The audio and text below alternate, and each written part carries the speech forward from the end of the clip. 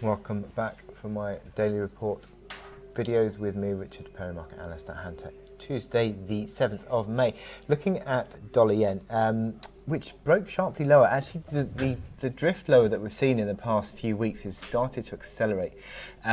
We saw the negative candle on the back of the payrolls report on Friday. That gapped lower yesterday, and that gap has broken this uptrend, which has been in place for the past 4 months, and that has seemingly changed the outlook, because not only that, you've broken this reaction low, this high reaction low at 1083 from early April, and just suggests that the big resistance overhead at 1220, that pivot, is a really key level.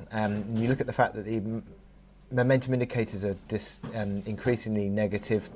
RSI 35, that is below the level it hit in March, but also in February, so it's lowest since January.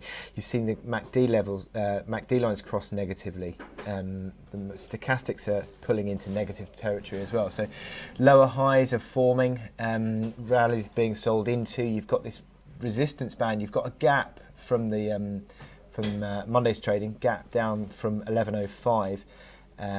So there's basically a near-term sell zone between 1085, that overhead supply of that old low, up to 1105, 20 pip sell zone there on a near-term basis for any sort of rebound that you get.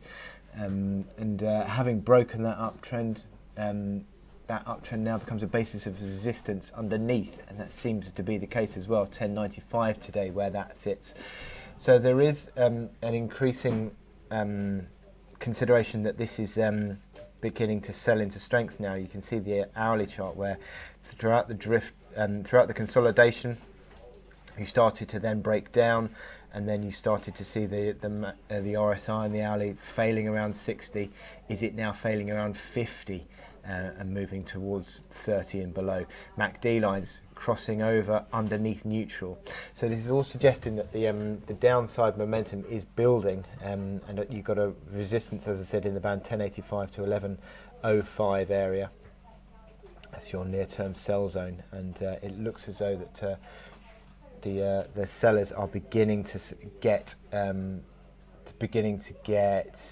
control of this market, and retesting yesterday's low could well be seen 1025, and then that now protects the 109.70 level, which if that was to be broken, then you really are turning corrective. I wish you good luck in trading. I'll speak to you later.